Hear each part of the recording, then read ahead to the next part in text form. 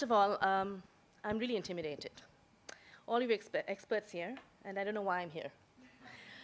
But I think I'm here to give you a different perspective. Yeah? So I don't have any research solutions, which I thought were really good. And we do videos all the time. Also, I know what challenges are. But I can tell you, showing a video to a client is the best way. Works every time. So I'm going to show you, I know I heard a lot of interesting papers and topics. What I'm going to show you the other perspective. So, and the topic I'm going to talk about is customer loyalty. Mainly because I get a lot of clients asking me, what's happened to loyalty? And they're looking up and down as if they can find it. You know, is it dead? Where is it gone? Etc. And this is my response to them. We live in difficult times, and I think a lot of you have talked about the age of distraction, so I'm not going to talk about it. But I'm going to talk about it from a marketer's point of view, because that's who we work with, marketers most of the time. So I think the most important thing is people have got used to instant gratification. So whether it's called rewards, whether it's called instant something, they want something right now. They've got used to personalization because even the content that is offered up is personalized to them. They are spoiled for choice. If I not one, they have 10. I don't know how many cards all of you have, how many loyalty cards in your wallets. Yeah? And of course, most of the offers are undifferentiated. So most of it is driven by the best deal. I think Shreya touched upon disengaged employees also. Yeah? That's another part of it. This attention currency, the deficiency of this currency called attention, is even with the employees. Now, it's easy to, I'm sorry, it's not easy. It is true that the experience is what makes a difference. But I do a lot of internal branding for clients. Changing people is the toughest thing. Technology can still make it work. People cannot. So, is loyalty dead? What can we do to resurrect loyalty? How do we introduce loyalty 3.0, which is assuming we've already had a 2.0? So we all know that loyal customers are very important. Yeah, we all know that they buy more, they're more frequent, they spend more, et cetera, et cetera. But do we really understand them? Let's look at some of the figures. This is how customers view loyalty. Okay? So 50% of shoppers pay a higher price for customer experience they will value most. 77% are loyalty stores that provide personal experience. But on the other hand, loyalty programs, are you kind of questioning why it doesn't work? Look at it.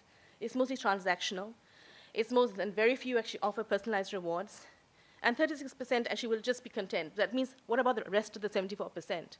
They are not happy with what you're offering them. In other words, it's about experience. Yeah? It's really about the experience. And I think that's something that most of us brought up today. It's about the customer experience. That is really what makes a difference in terms of coming back to your store, coming back to your brand, buying more of it, whatever it is. So the question is, how do we address a loyalty in this era? So I have I was actually, when Shreya started speaking, I was thinking, oh my God, she's taken my slides. But then I thought, okay, whew, sigh of relief, not so bad, but in the same area.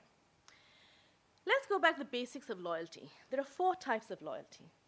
The inertia loyalty, which is basically like, you know, the airline's flight, because you have to be there. Whether you like the airline or not, you're there because you've been flown so many flights, or it goes to the same destination that you have an office at.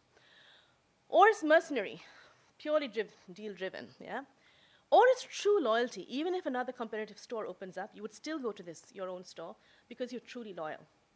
And of course, we have cult loyalty, which I call whoever's an Apple phone, Apple user, all the cult, please rise.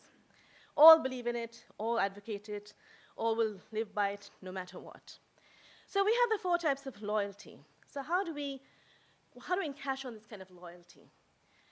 Well, there are 2 fuels today that will fuel customer loyalty 3.0. One, the whole big data, behavior segmentation, and I think gamification. I think one of the things you talked about, earlier, Karen, was about the whole emoji, and I think that's kind of gamification in a way. Not really linked to instant rewards, but there is an element of that. It's fun, it's enjoyable.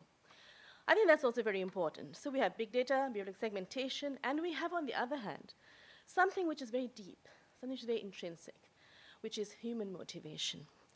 Do not question the power of human motivation in driving loyalty or behavior.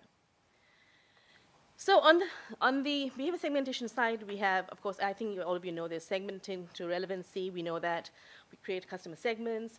We look at customer analytics, which would be the best way, look at their purchase behavior, their preferences, et cetera, and we cater messages accordingly. On the other hand, we have human motivation, which could be intrinsic or could be extrinsic. I'll go a little bit later deeper into it. So extrinsic are usually the ones which are reward-based. What is the value or the reward that I get for doing this? And what does the other person expect? Whereas an intrinsic one is something that drives my desire or need or urgency for something, yeah? Ideally, if we understand this, we can enable customers and deliver consistent, contextual, relevant experiences throughout the customer journey. So the next couple of slides I'm actually not going to go into because you probably know more about this than I do. So this is how we work with behavior segmentation. You know, we merge, we look at all the different layers to it, interests, preferences, demographics, etc. We find context, interest, we find personalized targeting, and we create campaigns, execution, and messaging. So, and of course, we look at, you know, are they interested in jewelry? Are they buying? What are they buying? What are the interests? How much the products were bought, etc. And we put that all into this. Whether it's structured data, semi-structured data, we decipher it with data analysts, and we come up with outcomes. Yeah. And what do these outcomes do? We can actually create targeted communication, targeted offers towards these customers. Whether they value high, love watches, value is high, they love jewelry, we can figure that out. Yeah. I'm actually going to take you through some examples of brands who have actually put this into use. I mean, I think there's been some talk about technology here, some talk about different methods of research. I just want to show you some examples of how it has really made a difference. I'm going to talk about Barney's, the New York store, which has recently been enhancing the customer experience. I don't know how many of you know about this. They've actually, so their objective was to target individual customers based on past purchase behavior and preferences. And not on segments, which is usually done. We look at segments and the kind of attitude, etc. But this is a very different way of looking at it. So that they could offer a personalized and consistent experience.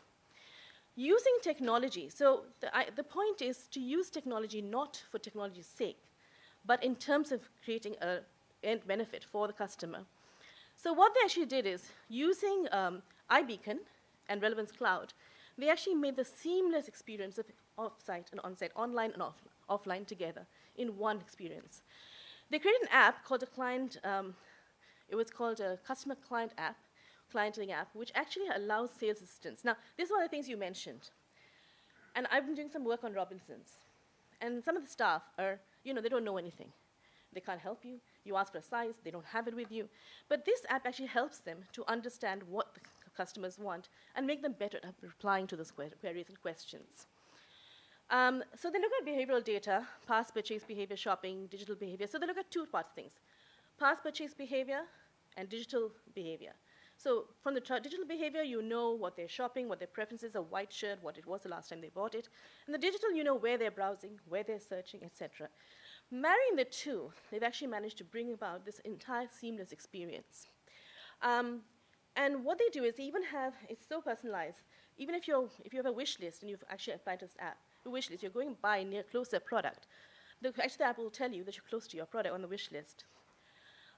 So basically what it's doing is, and the last thing that it does is, now one of the things that I think technology has been trying to do is, okay, so I can tell you, iBeacon shares with the customer information about the place, the product, the curation, etc.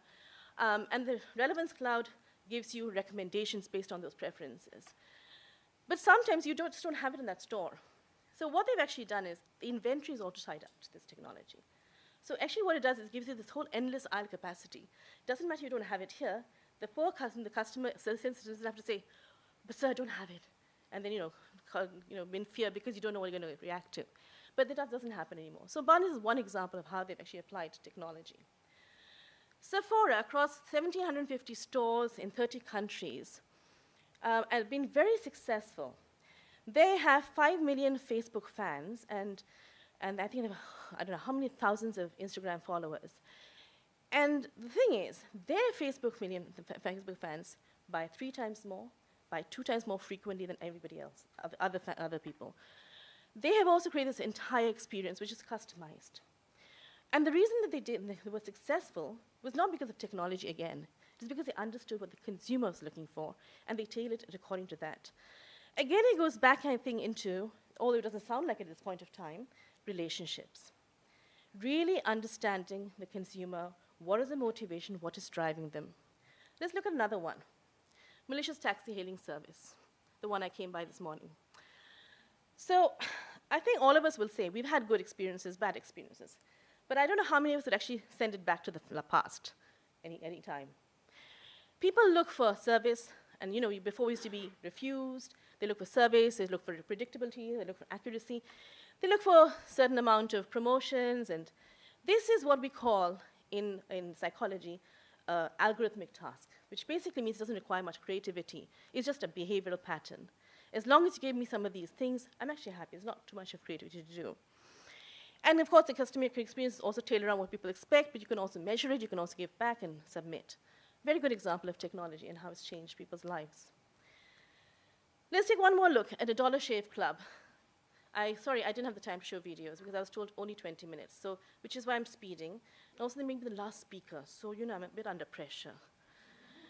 So, 8% of the $3 billion US market for blades and razors is only 8%, but it's the cartridges that make the money, right? In 2010, Gillette had 70% of the global shaving market and legions of loyal customers. But Dollar Shave Club arrived with a very simple proposition.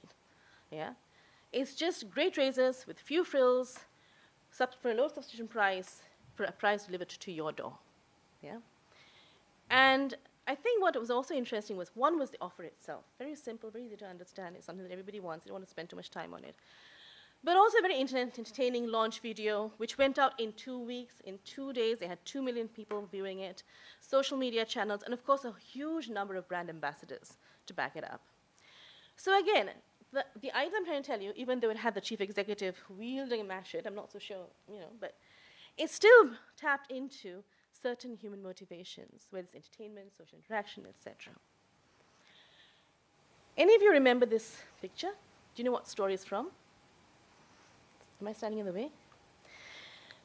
I don't know how many people read books nowadays, so it's a bit difficult. My husband looked and said, "You sure or not? Do you want to show this?"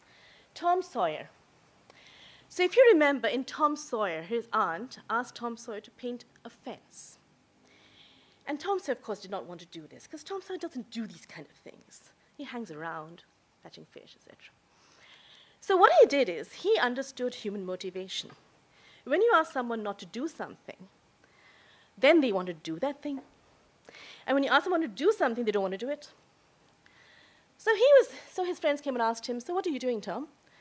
"Oh, I'm doing this very special job, to paint this fence, and nobody else can do it but me." "Oh, really? Can I have a bit?" "No, you can't. This is only for me." And thereby, what did we find? After 10 minutes, Tom Sawyer sitting around, sucking a straw, thinking about his next fishing expedition, and his friends are all painting the wall. In other words, human motivation. There are, according to psychologists, 5 types of human motivation. 1, autonomy. It's all about I control. I want to be in control. The second is mastery. I improve. I want to improve. Now, mastery does not mean that you have to be an expert at something. We all know that we can never be fantastic piano players or fantastic at chess, etc., but we can get better at it. And we have the third one, which is purpose, which I think a lot of our Gen Ys want to do. Why am I doing this? I had an intern who came to me after 3 days of photocopying and said, "Why am I doing this? What is the meaning of this to the company?" So very good, purpose. So how am I making a difference? Fourthly is progress, achieve. I want to achieve something. And fifthly is social interaction. These are 5 motivations which I find most of us in our communication, in our branding, in our marketing, they really do come up. The ones that are successful, the companies that are successful, the products which are successful, the brands that are successful, actually tap into any of these 5 motivations.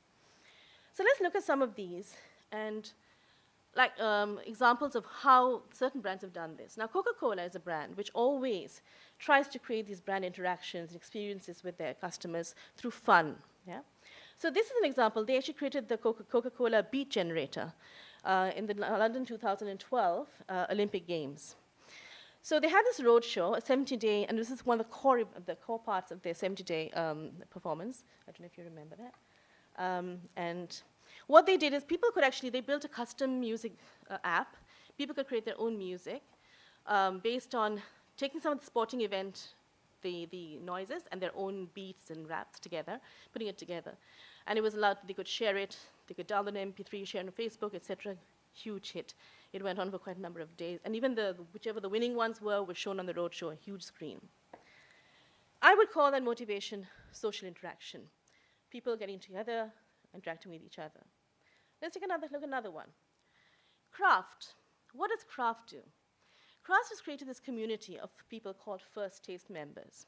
And what they get to do is they get first access to try new products, new tastes, new flavors of different craft products. And these are rewarded with redeemable products for trying, for rating the products, for making and bookmarking the recipes, writing on blogs, sharing on social networks. What are they really doing? They're really engaging. They're really creating a custom experience beyond that of just buying, eating, etc. They've gone into a totally different category altogether. And we also know one of the other trends which are happening today is co-creation. You're actually getting these people to be part of creating your own brand, and that's what people want today. Yeah? Or let's look at another one, sorry. Let's look at another one, Warner Bros. For a movie company, it's actually quite difficult to build a relationship with their customers, isn't it? Because people don't buy a movie from the movie company. They're buying it from a cinema hall. So what they would do, they were very clever. They created two parts of their loyalty program. One was in points and one was in credits. So for the points, if you bought a DVD or a movie or whatever, you would get, a redemption to buy another DVD or a movie. So dollar in, dollar out. But they also realized engagement is also a very important part of it. You might not always be buying movie tickets or DVDs, but even engagement is very important.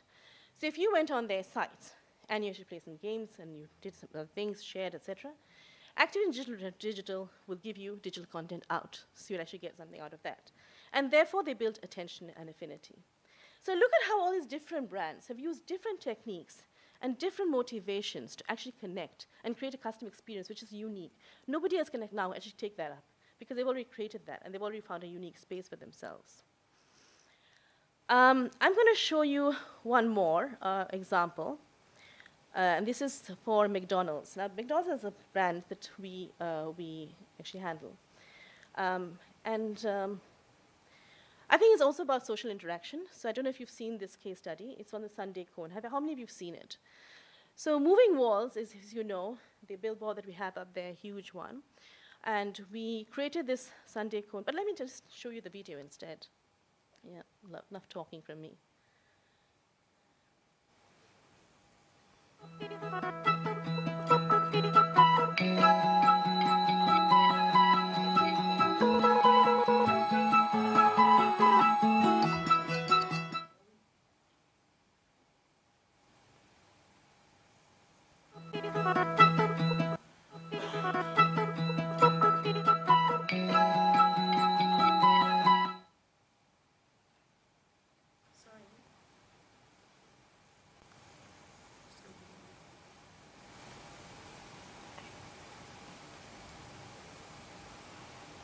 Sorry, we checked in the morning.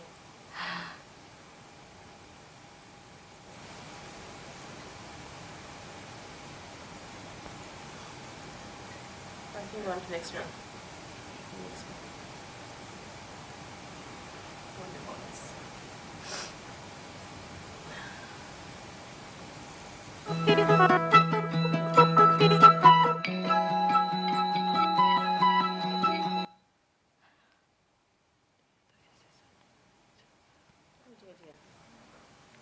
No, hang on. I think it's, is it connected? Yeah. This one, right? Oh dear.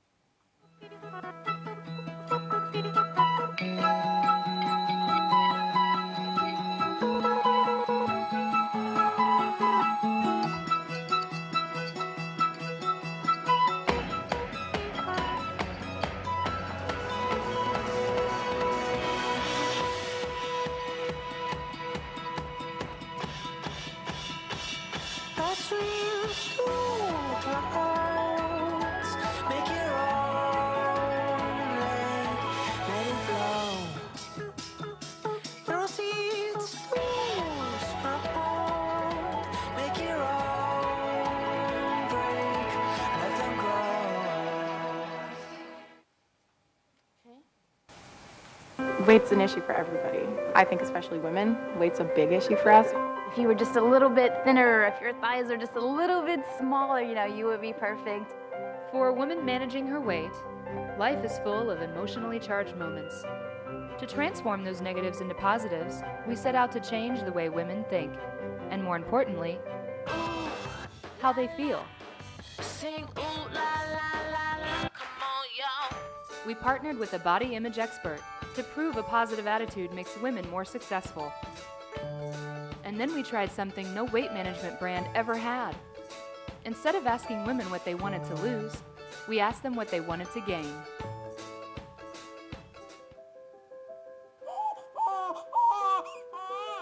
From the day we are born, we're defined by a number.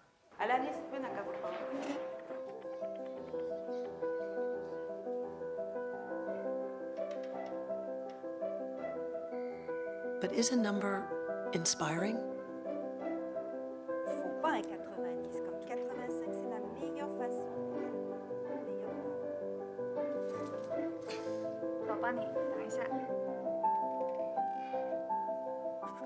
We believe in a more powerful motivation.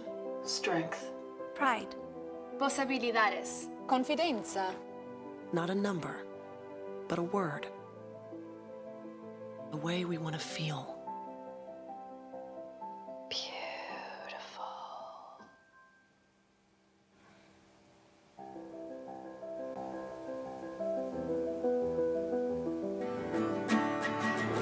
We asked her to think differently about her scale, Satisfaction! That's what I've always wanted. Joy! her mirror, her breakfast, her jeans, Hi, welcome. I have a boyfriend jean. I definitely like the dark. They don't have sizes. No sizes? Can I measure you? Sure. You are radiant. Oh. Confident. I'm size strong. I like that size. I got a compliment from Jeans today. I feel so good. To feel amazing, I think that's what makes a woman beautiful.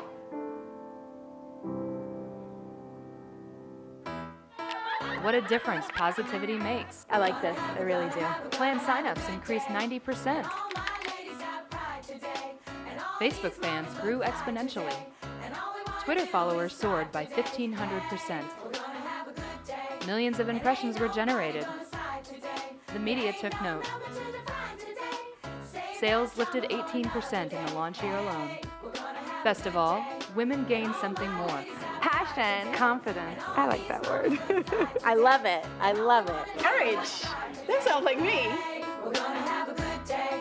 And ain't nobody gonna side today. There ain't no number to define today. Save that drama for another day. Hey, we're gonna have a good day. Okay. So I call that motivation progress.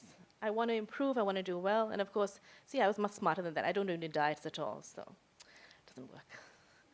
But anyway, it's beautiful, right? They changed something entirely different into something totally different altogether. This is the last one. I'll try and see if it works. Malaysians It are does. not the healthiest of people. Last one. Stress and lifestyle choices lead to bad health. This has huge implications on the nation. The challenge: Malaysians are fully aware that they need to lead a healthier lifestyle, but they are not making an effort to do so. The solution: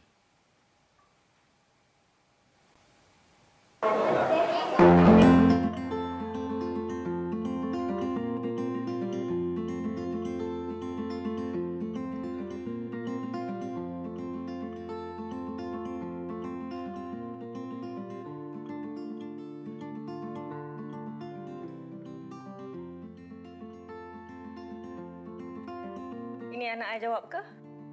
Wow. Oh, D, that's bad, right? Tanya Zara C. I ingatkan A ke paling worst pun mesti C kan? E. Should have done better, I think.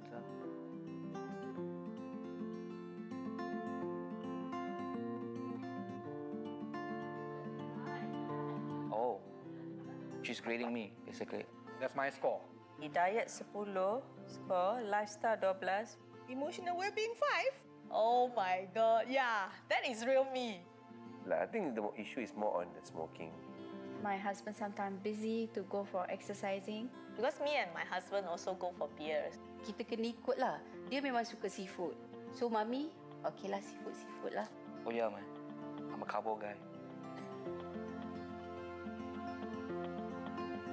I want my daddy to be healthier because I want my daddy to live a long life. And play with me. No, you should take care of your health. Because I'm scared that will cause cancer. I want Papa to swim with me and he can show a good example to me. 因为我要他变漂漂亮亮。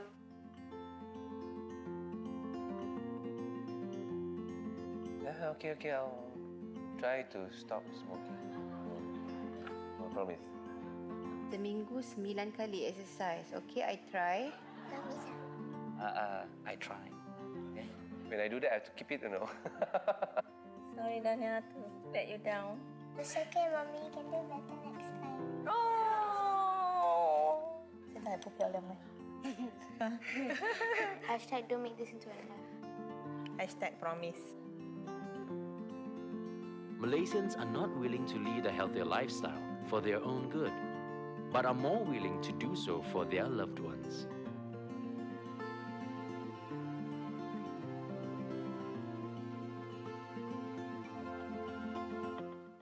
The campaign created a buzz and generated many conversations. Our message hit 1.4 million views. It became a movement. By getting Malaysians to grade their loved ones and taking the pledge to be healthier one by one, healthier Malaysians resulted in healthier business for AIA. A great feat given the challenging nature of the insurance industry. But more importantly, we were able to establish in people's minds that we are not in the business of compensation, but our purpose is to make life journeys meaningful. Okay. Right. Oops. Okay. So what do you think that was? Human motivation? Control. People don't feel in control of their health. And actually what we did is we followed this up with launching the Vitality product. It's a health program. So really it helped people to control and manage their health in a much easier way. Right, so yeah, that's the end of my presentation. Thank you very much. But I think the main thing that I want to say is customer loyalty is not dead as long as you understand people. It's a relationship at the end of the day. Even a brand-consumer relationship is like relationships. And as we know, even real relationships are falling apart, but that's another discussion for another day, which we can have again. Okay, thank you very much.